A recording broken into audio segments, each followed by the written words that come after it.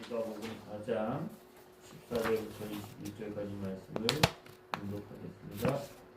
예수께서 성령의 능력으로 갈릴리에 돌아가시니 그 소문이 사방에 퍼졌고 친히 그 여러 회당에서 가르치심에 물사람에게 칭송을 받으시더라. 예수께서 그 자라나신 곳 나사렛에 이르사 안식일에 늘 하시던 대로 회당에 들어가사 성경을 읽으려고 서심해 선지자 이사야의 글을 기리거늘 새벽에서 이렇게 기록된 데를 찾으시니 곧 주의 성령이 내게 임하셨으니 이는 가난한 자에게 복음을 전하게 하시려고 내게 기름을 부으시고 나를 보내사 포로된 자에게 자유를 눈먼 자에게 다시 보게 함을 전파하며 눌린 자를 자유롭게 하고 주의 은혜의 해를 전파하게 하려 하심이라 하였더라.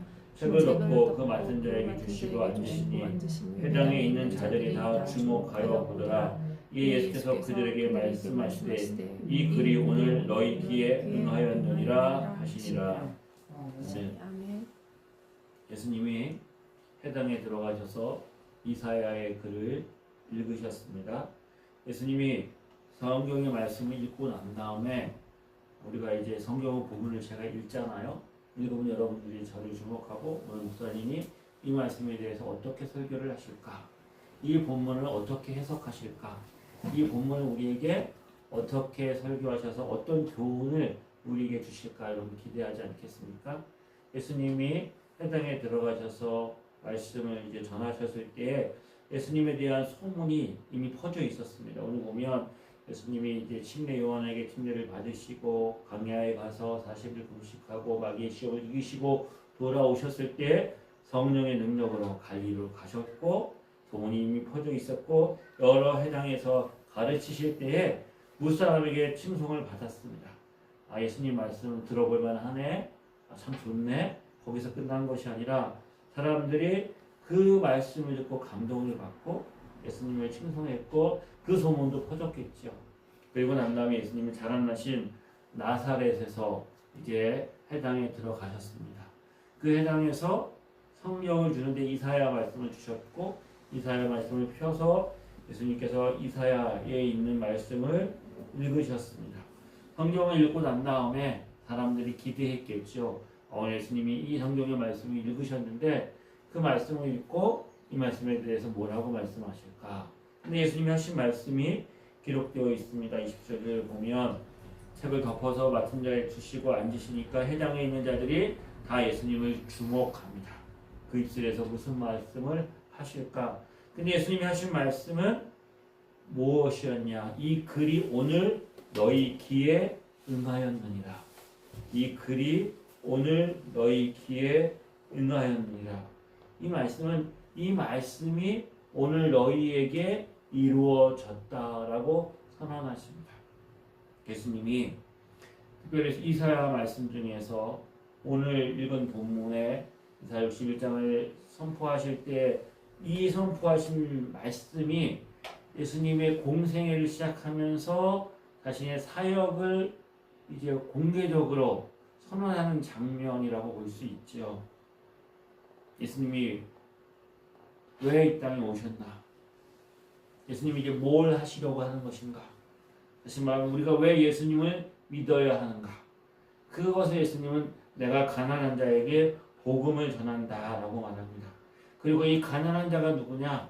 그것을 다른 말로 하면 포로된 자이고 눈먼 자이고 갇힌 자입니다. 또 다른 성경에는 마음이 상한 자라고 말합니다. 가난한 자, 포로된 자, 눈먼 자, 갇힌 자, 마음이 상한 자, 다 복음이 필요한 사람들이다. 이들에게 복음, 기쁨의 소식을 전하기 위해서 예수님이 이 땅에 오셨다라고 말씀을 선언하고 있습니다.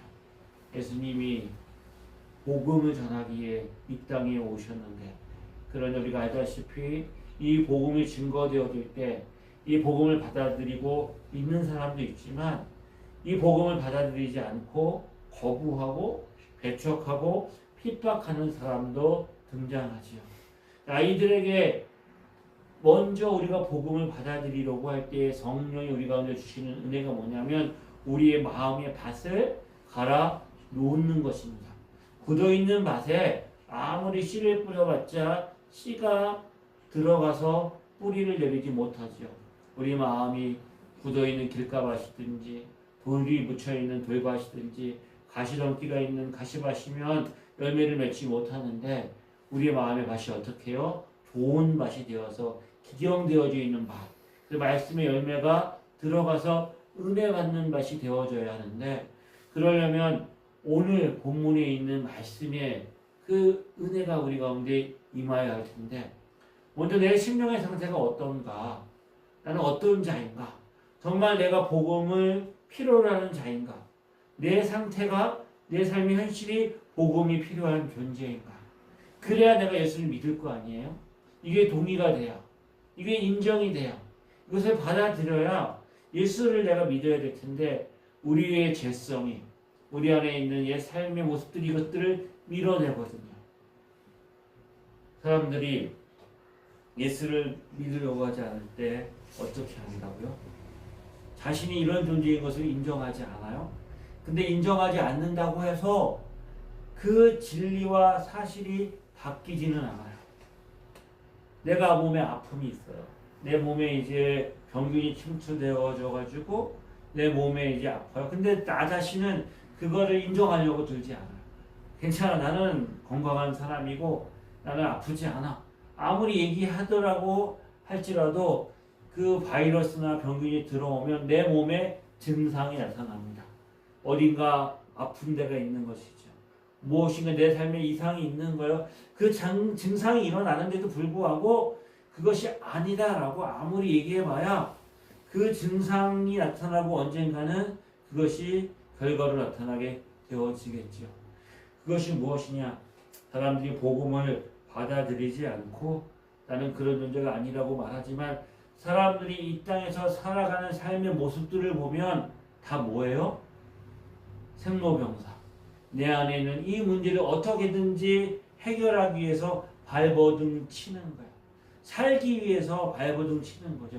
살아나기 위해서 생존 본능을 가지고 살아나기 위해서 발버둥 치는 것들을 보면 아, 인생이 이렇다라는 것을 우리가 받아들일 수 있는 거예요. 그래서 고전이나 많은 사람들이 위대한 성인이나 철학자라고 말하는 사람들을 우리가 인정하는 것은 그들이 정확하게 이 현상들을 진단하기 때문인 거예요. 우리가 가지고 있는 현실을 그대로 보여주고 진단하고 나름대로 거기에 대한 해답을 내놓는데 그것이 어느 정도 일부 우리들의 문제를 해결해 줄지 모르지만 이 본질적인 문제를 해결해 주지는 못하는 것이죠. 오늘 본문에 보면 인생이 가지고 있는 가장 첫 번째 문제가 가난이라고 말합니다. 결핍인 것이죠. 부족한 거야. 내가 다 가지고 있다고 하지만 결핍하고 부족한 거야. 그 문제를 해결해야 된다고 말해요. 우리나라 이 지구상에 가장 강한 나라가 어디예요? 미국이잖아요. 천조국이라고 말해요. 천조나라. 어마어마한 부와 국력과 권력을 가지고 있잖아요. 다 가지고 있는 것 같아요. 그 나라 영토를 보면 정말 축복받은 나라인 게 맞아요. 석유가 매장되어져 있는데 전 세계에서 가장 많은 석유를 매장되어져 있어요. 부족함이 없는 것 같은데 그 나라도 결핍이 있다는 거예요. 그러니까 어떻게 해요? 다른 나라 쳐들어가서 그 나라에 있는 석유를 자기 것으로 가져오겠다는 거예요.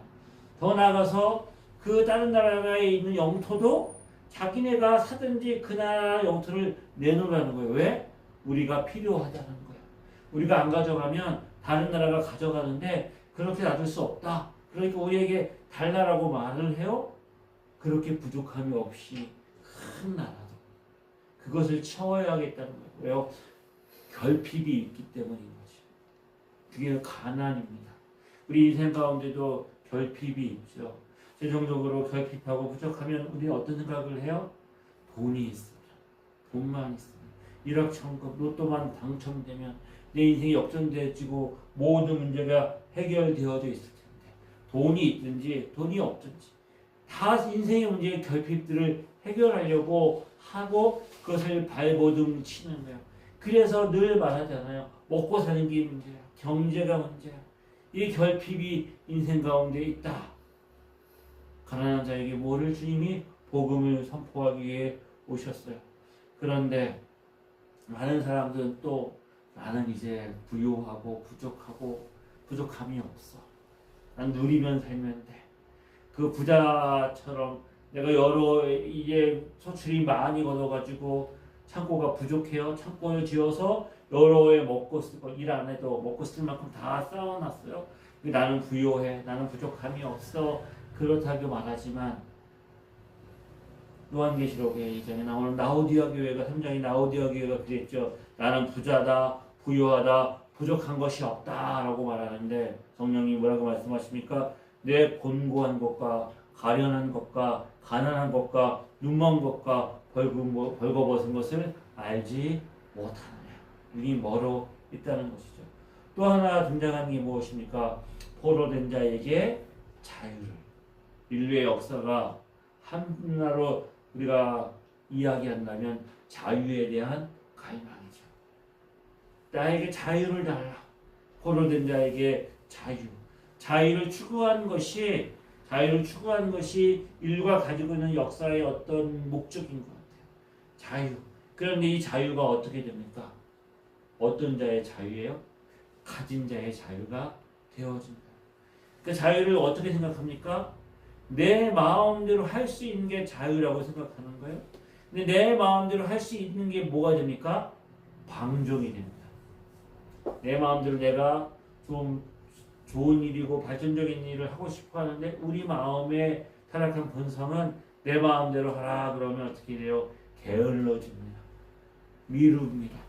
오늘 해야 될 일을 내가 안 할 자유가 있는 거예요. 미룰 자유가 있는 거예요. 다른 사람에게 책임을 전가할 자유가 있는 거예요. 그걸 자유라고 생각하는 거예요.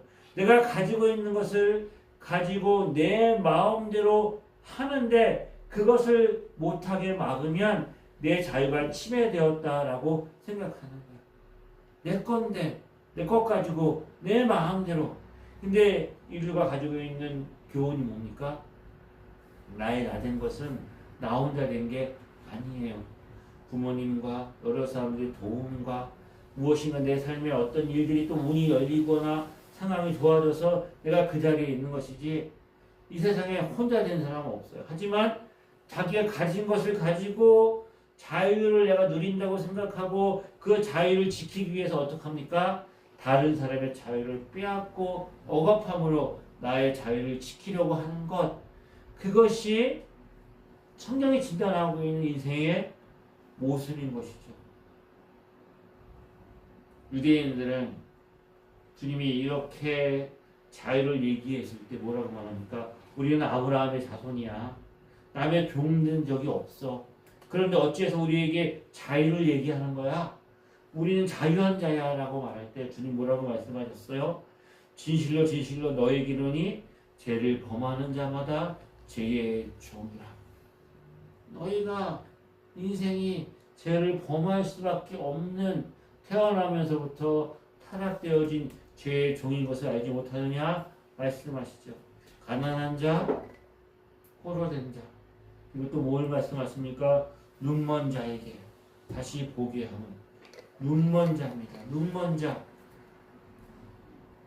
정말 눈이 가려져서 시력을 잃어서 앞을 보지 못하는 사람일 수도 있지만 봐야 될 것을 보지 못하는 자. 알아야 될 것을 알지 못하는 자. 믿어야 될 것을 믿지 못하는 자. 하나님은 영이시니까 보이지 않아요? 하나님을 볼 수가 없어요? 그래서 어떻게 해요? 우리가 어떻게 해요? 하나님을 알고 믿는 것이죠. 믿음의 눈으로 하나님을 믿어야 하는 거예요. 그 사람들은 하나님 보이지 않으니까 믿지 않는 거예요. 하나님 있으면 보여봐 큰 소리치고 믿지 않는 것이죠. 그러면서 뭘 찾아요? 눈에 보이지 않는 하나님을 믿지 않으니까 눈에 보이는 것을 믿으려고 해요. 내 손에 잡힌 것을 믿으려고 해요. 그래서 만들어낸 게 우상이죠. 내 욕심의 욕망을 따라 우상을 만들어 놓고 그래서 그 우상에게 내가 의지하는 것. 신상을 만들고 하다못해 부적을 지든지 집에 부적이라도 붙여놔야 내 마음이 안정되어지는 거예요. 눈에 보이는 것을 믿는 것이죠. 그리고 마지막으로 뭘 얘기하십니까? 억눌린 자에게, 억눌린 자가 있어요. 뭐인가 눌려 있어요. 이것이 어떤 힘에 의해서 눌려 있는 것일 수 있지만 우리의 삶에, 세상 살면서 우리를 압박해 오는 게 얼마나 많이 있습니까? 심리적으로 부담도 있고, 내가 다른 사람에게 인정받아야 된다는 부담도 있고, 내 삶에 다른 사람보다 경쟁해서 뒤처지면 어떻게 되는가 열등감도 있고, 내 삶이 내가 원하는 대로 내 삶을 살아가지 못해서 가지고 있는 우울감과 패배의식이 있고, 우리 삶을 누르고 있는 것들이 얼마나 많이 있어요. 경제적인 누름도 있지만 심리적으로 우리 삶을 누르고 있는 것들, 그래서 어떻게 해요? 이 누르고 있는 것들을 내가 해소하기 위해서 힘이 있어야 된다. 힘을 가져야 된다. 라고 말하는 거예요. 무시당하지 않고 큰 소리 칠 수 있으면 힘과 영향력을 가져야 된다. 강한 자야가 되어야 된다. 자, 이렇게 사람들이 주님이 이 땅에 오셔서 복음을 이야기하는데 이 복음을 받아들이지 않아요. 거부해요. 거부하는 것을 끊으시면 좋은데 그들 나름대로 열심히 이 문제를 해결하려고 위해서 살아남기 위해서 발버둥 치고 있는 것이죠. 바쁘게 분주하게 그것을 찾고 있어서 정말로 들어야 될 하나님의 말씀과 복음을 듣지 못하고 있는 것이에요. 이런 자들에게 뭐가 필요하다고요? 복음은 필요하고 이들에게 복음을 증거하기 위해서 예수님이 이 땅에 오셨습니다. 가난한 자, 눈먼 자, 죄에 포로된 자, 어둠의 권세에 눌려있는 자들, 마음이 상한 자가 누구라고요? 복음이 필요한 자고 모든 사람이 죄를 범하였음에 한 사람도 이 복음이 필요 없는 사람은 없는 거예요. 죄와 허물로 죽었던 우리를 구원하기 위해서 예수님이 이 땅에 오셨어요. 그래서 이 복음을 받아들이고 구원받는 하나님의 자녀, 저 여러분들이 놀랍게도 그 은혜가 우리에게 임했고 은혜가 선포되었을 때 그 은혜로 말미암아 하나님의 자녀가 되어진 것이죠. 예수님 말씀하십니다. 이 복음의 말씀이 어떻게 됐다고요? 이 말씀이 오늘 너희에게 응하였느니라. 이루어졌느니라.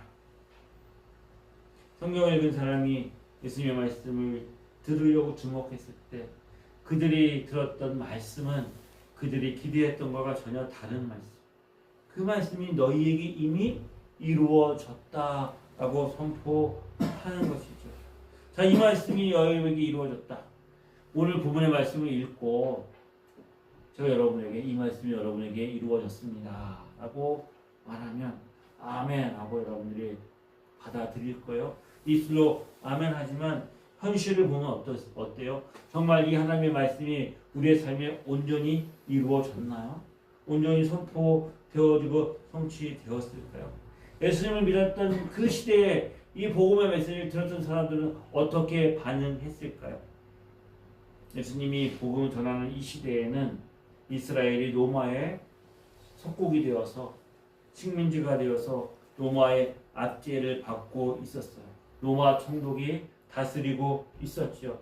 경제적으로, 정치적으로, 사회적으로 억압되어져 있었고 가난한 사람들, 가난이 만연되어 있었고 사회적으로도 안정되어 있지 못하고 끊임없이 전쟁과 반란과 여러 가지 많은 소동들이 일어나고 있었어요. 이때 예수님이 오셔서 복음을 선포합니다. 자유와 해방과 구원과 하나님의 말씀을 전하면서 이 말씀이 너에게 응하였다. 이 말씀을 들은 사람들의 마음이 어땠을까요? 흥분했을 겁니다. 그래, 예수님의 말씀에 권세가 있고 그분이 행하는 일에 기적의 능력이 있고 무엇인가 이루어질 것을 기대하고 흥분하고 받아들였지만 놀랍게도 그들의 현실은 달라지지 않는 거예요. 그들의 삶은 변화되지 않아요. 그들의 가지고 있는 문제는 여전히 그들 앞에 쌓여 있고 놓여 있어요. 하루하루 생존을 위해서 발버둥 치는 삶의 현실은 여전히 그들에게 놓여 있는 거예요. 예수님의 말씀을 듣고 예수님의 기적을 보고 흥분하며 많은 사람들이 예수님을 따랐고 응했다 그러니까 이루어졌다고 하니까 그 현실이 내 삶에서 이루어지는 것들을 바라보고 따라왔지만 예수님의 사역을 보고 사람들은 실망합니다. 예수님의 사역을 보고 그들은 예수님에게 분노하기 시작합니다. 그리고 예수님은 어떻게 해요? 십자가에 못 박아 버렸습니다. 그런데 예수님은 분명히 말씀하십니다. 오늘 이 말씀이 너에게 응했다. 오늘도 예수님은 이 말씀을 읽으시고 이렇게 말씀하실 거예요. 이 말씀이 너희에게 이루어졌다. 이루어질 거다가 아니고 과거에 이루어졌다도 아니고 이 말씀이 오늘 너희에게 이루어졌다는 거예요. 그 이스라엘 백성들이 반응했던 것처럼 저와 여러분도 이 말씀이 이루어졌다고 말하는데 이 말씀이 이루어졌다는 게 도대체 무슨 의미가 있는가? 나는 여전히 연약한데 내가 살고 있는 삶의 현실이 너무나 힘들고 어렵고 핍박되어져 있는데 나에게 여전히 부족함이 있고 내 삶에 여전히 얽매여져 있는 것들이 있고 내 삶을 누르는 것들이 있고 내 삶의 미래가 불투명하고 불안하고 두렵고 염려가 많은 이 인생길을 걸어가고 있는데 이 말씀이 이루어졌다고 이 말씀이 이루어졌다고 주님이 이 말씀이 이루어졌다고 말씀하시는 이유가 뭘까요? 이 말씀이 이루어졌다고 말씀하시는 이유는 내 삶의 문제가 온전히 해결되어지고 천지개벽이 일어나고 신천지가 열리고 내 삶에 아무 걱정과 염려와 근심이 없고 모든 문제가 온전히 다 해결되어진 현실의 문제가 아니라 이 말씀이 이루어졌다고 말씀하시는 이유는 임마누엘 예수님이 그들 가운데 계시기 때문입니다. 내 삶을 볼 것이 아니라 나의 행동을 볼 것이 아니라 이 말씀을 선포하시는 주님이 우리와 함께 하고 있다는 게 열쇠입니다. 주님이 계시는 게 해답이고 주님이 그곳에 계시는 게 문제를 여는 열쇠입니다. 주님을 봐야 되는 것이죠. 주님을 봐야 주님 안에 주 안에서 이 모든 문제들이 해결되어지는 것이죠. 물론 우리에게 소망이 있습니다. 우리가 바라고 기대하는 대로 우리의 생애가 다하는 날 아니면 주님이 오시면 새하늘과 새 땅 천국에 가면 이 말씀이 온전히 이루어진 그 세상에서 영원히 우리가 살게 될 거예요. 그 소망을 가지고 우리가 이 땅을 강야와 같은 인생길을 믿음으로 걸어가고 있는 것이죠. 그럼 주님 뭐라고 말씀하셔야 돼요? 이 말씀이 너에게 이루어질 거야. 앞으로 이루어질 거야. 라고 말씀해야 되는데 그 말씀이 뭐라고요? 이미 우리에게 이루어졌다라고 말씀하고 있는 거예요. 왜요? 예수님이 오셨기 때문에. 예수님이 우리와 함께하고 있기 때문에. 이 모든 문제의 원인들, 세상에 있는 모든 억압과 폭력과 어떤 착취와 질병과 모든 가난과 한계와 아픔, 이 모든 문제의 원인은 우리가 하나님을 떠나 우리가 죄의 종이 되어 있기 때문인 것이죠. 죄로 말미암아 우리가 하나님께 범죄하여서 하나님의 영광에 이르지 못하고 하나님과의 생명이 끊어지고 하나님과의 관계가 깨어져 있기 때문에 이 모든 문제가 이루어졌는데 드디어 끊어진 생명선이 이어지는 거예요. 예수 그리스도의 십자가 안에서 막혀있는 담이 무너진 것이죠. 끊어져 있는 다리가 연결되어져 있는 것. 생명의 역사가 흐르고 있는 것. 하나님의 놀라운 성령의 역사가 우리 가운데 일어나고 있는 것이죠. 그래서 주님 뭐라고 말씀하셨어요? 이 말씀이 너에게 응했다라고 말하는데 이 응한 말씀이 하나님의 나라가 너희 가운데 있고 하나님의 나라가 시작되었다라고 말씀하고 있는 거예요. 뭐가 중요한 거예요? 살아있는 게 중요해요. 영원한 생명이 우리 가운데 있는 것을 확인하는 게 중요한 것이죠. 우리에게 뭐가 있습니까? 승리의 비결 예수 그리스도가 우리와 함께하고 있는 것이죠. 문제가 있지만 문제를 해결할 능력이 있다면 우리가 어떤 아픔이 있지만 그 아픔을 이길 수 있는 능력이 있다면 치유제가 있고 해독제가 있고 해결할 수 있는 방법이 있다면 그건 문제가 되지 않은 거예요.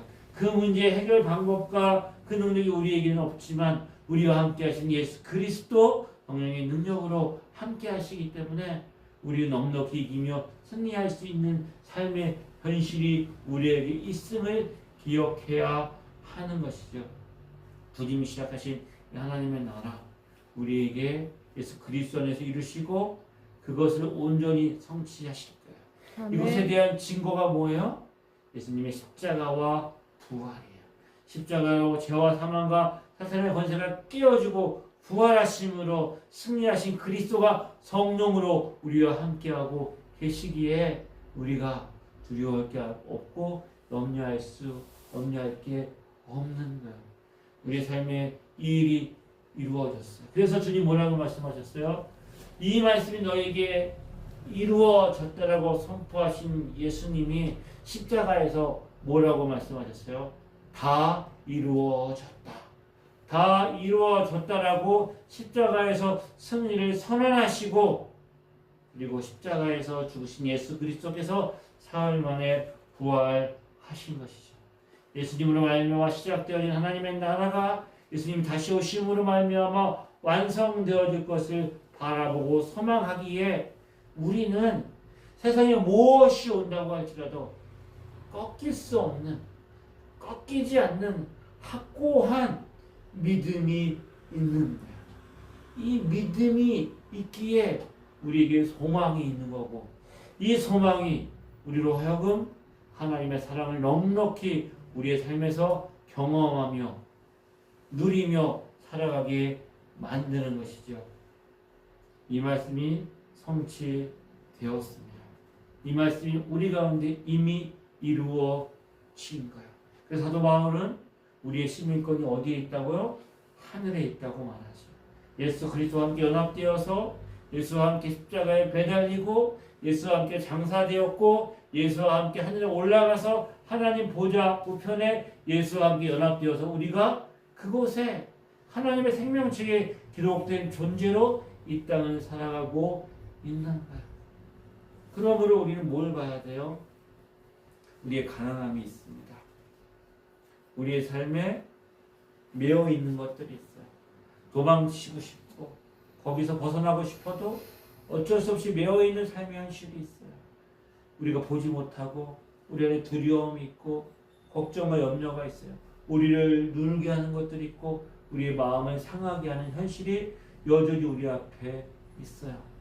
그 여전히 우리 앞에 있는 현실과 나의 연약함이 우리가 봐야 될 것이 아니라 우리가 믿음의 눈으로 봐야 되는 것은 우리와 함께 하시는 예수 그리스도, 우리를 인도하신 성령님의 인도하심, 이 모든 역사를 주관하시는 살아계신 하나님의 삼위일체 하나님의 역사하심들을 바라보고 그 믿음으로 우리가 나가면 하나님 우리에게 그냥 하루하루 살다 보면 사라지는 게 아니라 하루하루 승리하며 찬양하며 감사하며 우리의 슬픔이 변하여 기쁨이 되게 하시고 우리의 삶에 있는 여러 가지 많은 어려움과 고난이 변하여 춤을 추며 감사하며 찬양하며 기쁨으로 나갈 수 있는 삶의 현실을 우리 가운데 허락하십니다.